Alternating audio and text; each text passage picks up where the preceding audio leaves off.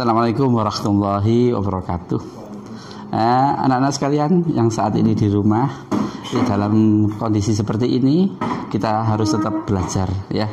Ini khususnya untuk kelas 10 MIA 1-2 pelajaran di semester genap ini kan bab masalah vektor. Mungkin kalian sudah dijelaskan masalah vektor itu di pelajaran fisika. Biasanya di pelajaran fisika itu ya, biasanya mungkin kalau di fisika yang W sama dengan F kali S dikali misalkan cos 60 derajat, ini kan butuh vektor. Sudah diajarkan belum? Oh ya, kalau memang belum diajarkan, jadi ini bab matematika untuk semester genap mantan, pelajaran mantan ya, matematika peminatan. Iya, jangan mantan dilupakan begitu ya. Tapi ini karena matematika peminatan yang disingkat kalian mantan itu. Jadi bab vektor ini adalah masuk di bab ini 4 kali semester genap. Vektor itu kalau di sini dalam artian standar kompetensi yang kita gunakan adalah menggunakan konsep matrik, vektor, dan transformasi dalam pemecahan masalah. Dalam artian kalau matrik mungkin sudah diajarkan matrik. Kalau matrik belum diajarkan, transformasi dulu ketika kelas 3 SMP ataupun MTS itu kan adalah transformasi, ada dilatasi ya, ada rotasi, itu sudah diajarkan kiranya.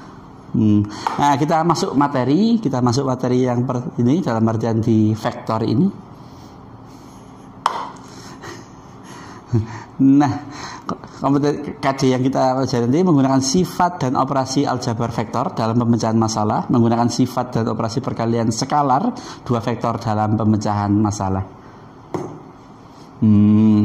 Macam-macam besaran dalam bidang fisika. Besaran skalar, suatu besaran yang hanya mempunyai nilai saja tetapi tidak mempunyai arah, hanya berlaku aljabar bilangan real biasa.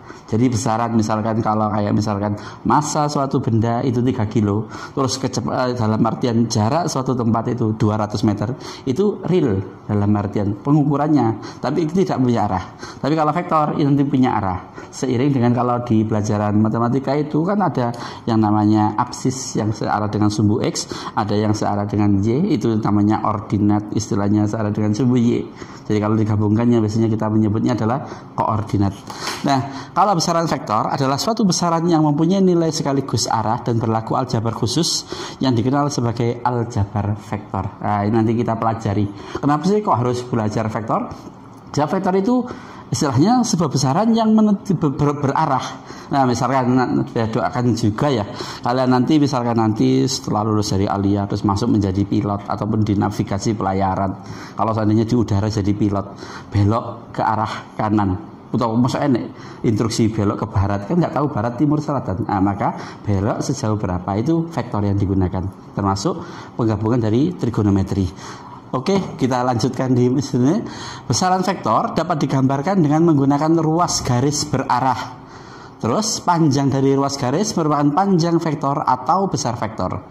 Arah dari peubah merupakan petunjuk arah vektor. Contoh ya, saya buatkan contoh di sini. Vektor OA panjangnya 3 satuan dan arahnya membentuk 45 derajat terhadap sumbu X positif. Ingat ya, kalau arah ke sini ini adalah X yang positif. Terus habis itu kita bikin biasanya pakai busur ya.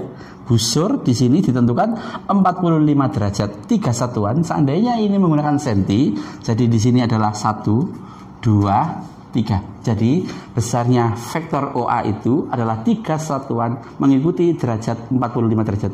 Jadi nanti kalau seandainya praktek misalkan tentukan garis OA yang panjangnya 4 satuan membentuk arah istilahnya 45 derajat terhadap sumbu X negatif. Nah, coba. Maka kita bisa menggunakan di garis bilangan seperti ini. Negatif kemana kira-kira arahnya? Kiri ya. Kiri. Di sini kita menggunakan busur. Ini kira-kira saja ya, perkiraan saja.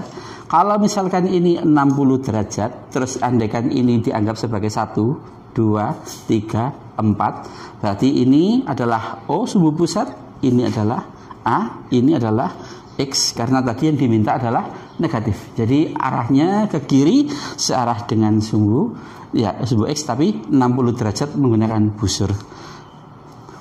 Oke. Bisa dipahami? Nah, untuk yang selanjutnya Nah, aljabar vektor ditinjau dari sudut panjang geometri. Jadi kayak misalkan di sini, saya punya sudut ini adalah alfa. Ini OA, ini saya sebut sebagai vektor A. Vektor A. Biasanya vektor itu dikasih tanda begini ya. Dikasih tanda begini. Karena itu tadi dijelaskan di depan, itu menunjukkan sebuah ada arah. Beda yang sama satuan massa biasa. Jadi makanya dikasih arah ke sini. Gambar vektor tadi yang di R2 tadi, yang sudah gambar yang sebelumnya. Nah, vektor di sini, contoh ya, misalkan di sini ada kubus A B C D E F G, A B C D E F G. Nah, kubus bukan kubus Warbais ya, tapi seandainya kubus A B C D E F G ini mempunyai rusuk misalkan 6 cm, maka panjangnya ini dari titik B ke H, titik panjangnya BH ini maksudnya. Kosong keras ya. Panjangnya BH ini kalau orang belajar dimensi 3 itu kan diagonal apa? Diagonal ruang, iya, diagonal ruang. Kalau di sini AB ini misalkan di sini 6 cm, maka kalau seandainya AF ini namanya diagonal sisi, berarti nilainya adalah pasti dikasih akar 2. Berarti kalau 6, berarti AF yang diagonal sisi adalah 6 akar 2. Sedangkan kalau kayak B ke H, ataupun A ke G, ataupun C ke E, ataupun D ke F, itu diagonal apa namanya? Diagonal ruang. Mesti dikasih akar 3. Berarti kalau 6, berarti ini adalah 6 akar 3. Bisa dipahami? Nah, kok bisa Pak? Coba ya. Kalau Anda menggunakan Pitagoras, seandainya kami menentukan ini adalah panjang B ke H itu dari panjang vektor A, itu misalkan ditentukan melalui garis mana? Kalau seandainya saya menghitung dari ini gambarnya ya. Jadi misalkan ini adalah B terus ke D, terus habis ini adalah H. Gini ya. Tadi konsepnya dari B ke D itu namanya diagonal apa? Diagonal, ini adalah diagonal sisi. Jadi ini adalah 6 akar 2, D ke H adalah 6 cm. Maka yang berlaku apa? Yang berlaku adalah Pitagoras. Berarti B ke H ini dalam artian panjang garis ya. Oke ya. Berarti ini adalah 6 kuadrat ditambah 6 akar 2 kuadrat. Berarti di sini sama dengan 36 ditambah 6 kuadratnya berapa? 36 dikali 2. Begini ya. Berarti sama dengan 36 ditambah 72 ya. Terus sama dengan 108. Bisa diakar 108. Oh, diapakan? Nah, disederhanakan berarti ini 36 kali 3, berarti akar 36 berapa? 6 akar 3. Gini ya. Jadi kalau menggunakan Pitagoras, tapi kan karena sekarang kita belajarnya adalah belajar masalah vektor. Nah, kesamaan dua vektor. Dua vektor, misalkan diketahui vektor A dan vektor B. Vektor A dikatakan sama atau ekuivalen dengan vektor B, ditulis A sama dengan B, jika hanya jika. Jangan dibahasakan Jawa, kok bahasanya gak bodoh. Soalnya jika hanya jika, kalau bahasa Jawa itu nek. Wah, itu. Jadi jangan bahasa Jawa. Jadi vektor A itu sama dengan vektor B kalau di mana vektor A itu sama B. Wes gini aja ya. Misalkan ini nggak sama. Ini pulpen ini saya anggap saja ini sama. Ini adalah A, ini adalah B. Ini akan sama kalau seandainya saya mengatakan ini arahnya sama. Begini ya. Arahnya sama. Atau ke sini sama. Toh juga ini yang penting panjangnya adalah sama. Jadi penggambarannya secara imajinasinya seperti ini. Jadi A sama B itu adalah vektor yang ekuivalen. Ekuivalen senilai tapi beda bentuk. Ngerti? Senilai tapi beda bentuk. Ya contoh. Kayak misalkan sampai nelpon ke orang tuanya. Halo, assalamualaikum papa. Oh iya. Ada apa nak? Minta kiriman. Berapa nak? 500 juta. Loh kok banyak sekali. Jangan papa. Loh kalau gitu 500.000 aja. Oh gak apa-apa kalau 500.000 tak kasih. Itu paham ya, ekuivalen. Itu namanya senilai tapi beda. Saya panjang vektor A sama dengan panjang vektor B. Dan arah vektor A sama dengan arah vektor B. Jadi ini dikatakan ekuivalen kalau panjangnya sama, arahnya sama. Kalau seandainya ini A, ini B, begini, ekuivalen? Ini ekuivalen? Enggak. Kalau misalkan begini, Arahnya sama tapi ini arahnya ke sini. Gini maksud saya. Berlawanan. Oke, lanjut. Oke. Persamaan dua vektor, penjumlahan dua vektor dengan aturan segitiga. Jadi misalkan ada sebuah kapal, kan kapal itu kan dalam artian tidak pasti ke utara pas, ke barat pas, timur pas, selatan pas, pasti ada melencengnya. Karena dalam artian biasanya kalau kapal itu berjalan, terus di situ ada ombak besar, nggak mungkin ditabrak pecah, maka harus sedikit geser. Nah, seandainya ini ada gambaran, vektor A ini menggambarkan perjalanan kapal dari sini mau mengelampaui ke pulau C. Karena sebab adanya gelombang, maka otomatis ini harus melenceng sedikit, seret seperti itu. A di sini seret ke arah sini. Nah, sampainya sana, maka terus dibelokkan lagi B ke arah B. Maka berapa jarak tempuh yang ditempuh oleh kapal? Dalam artian jarak dari pelabuhan A ke pelabuhan C, maka cara penghitungannya adalah dengan menggunakan vektor. Bukan ya, dalam artian penghitungan vektor. Misalkan Tanjung Perak ke pelabuhan Balikpapan. Nah, misalkan karena sebab gelombang di Laut Jawa, maka otomatis kan tidak bisa langsung lurus kencek seperti itu. Maka agak dibelokkan sedikit, nanti ke sana belokkan sedikit, akhirnya nyampe. Karena biar tidak melawan sama arus. Itu yang dibutuhkan dalam pelajaran vektor. Bagaimana Pak kalau menghitung seperti ini? Menghitung seperti ini, maka dikasih garis bantuan, di sini, ini ditarikkan ke sini, ini ditarikkan ke sini. Kan ini kan adalah B searah, dalam artian B yang sama ini loh. Nah, B di sini, maka kalian nanti bisa menghitung dalam artian di sini adalah siku-siku. Siku-sikunya di mana? Coba kalau perhatikan di pojok sini, ini adalah garis siku-siku. Nah, nanti kalian bisa menghitung dari panjang itu, ataupun kalau memang tidak bisa, maka kalian bisa menggunakan konsep trigonometri.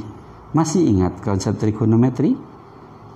Nah, konsep trigonometri itu yang ini adalah sudut, garis ini terus dikali garis ini adalah terus mengetahui untuk panjang ini dikali sudutnya. Belum paham? Coba ya.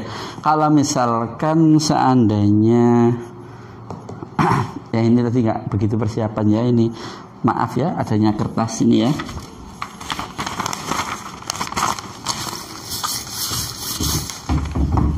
Oh, ya. Ya, terima kasih. Ya, jadi gini, konsep trigonometri, kalau kan misalkan ini garis ini, nah ini adalah A, ini B, terus ini misalkan besarnya adalah 60 derajat.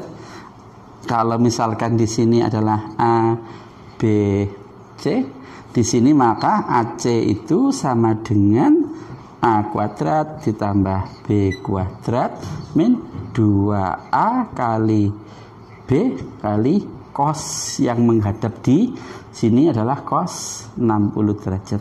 Itu kalau kita menggunakan konsep trigonometri. Tapi kalau kita menggunakan konsep kesebangunan, bisa dihitung dari sini. Nah, karena kita fokus pada pembahasan vektor, mari untuk yang di sini dipahami dulu sebelum kita mengarah pada materi selanjutnya. Sampai sini kira-kira ada yang ditanyakan? Oh, sudah paham semuanya, bagus. Oke, lanjut. Nah, penjumlahan dua vektor dengan aturan jajaran genjang. Aturan jajar genjang. Jadi misalkan begini, ini vektor C itu adalah hasil dari vektor A dan vektor B yang dalam artian senilai, maka diambilkan dengan menggunakan aturan jajaran genjang. Jadi kalau kayak C di sini ya, C ini ke sini C di sini, maka aturan jajaran genjangnya itu menyesuaikan salah satu dari vektor tersebut. Jadi kayak misalkan begini ya, ini B, maka kita bikinkan garis bantu yang sama di sini adalah B yang dalam artian B garis bantu dari sini, maka panjang vektor ini kan membentuk jajaran genjang. Nah, itu bisa dinilai Nah, artian ketika bisa dinilai di sini. Ataupun kalau seandainya ini adalah C itu adalah jarak dari ini ya. Misalkan vektor B, maka yang sebenarnya saya gambarkan di sini, maaf ya. Saya gambarkan di sini ini adalah sejajar dengan nilai dari B, dan di sini A, maka yang di sini itu adalah sejajar ataupun senilai dengan vektor A yang asli di sini. Itu adalah konsep jajar genjang. Bisa. Nah, contoh ya begini ya. Kalau misalkan di sini A itu adalah panjang vektornya 4 cm, terus B panjang vektornya di sini 3 cm. Maka aturan jajar genjang sampean kalau menghitung diagonal bisa ya antara panjang satu sama satunya. Ya pelajaran SD coba dihitungnya nanti ya. Nah, jadi gini, nanti kalian akan kami berikan LKS. Sudah saya buatkan LKS ya. Nanti saya tunjukkan LKS-nya. Nanti saya kirimkan di istilahnya di orang tua kalian biar kalian bisa belajar. Tolong itu diisi. Nah, sedangkan PowerPoint sama YouTube yang kami sampaikan ini hanya sebagai untuk penjelas materi saja. Gini,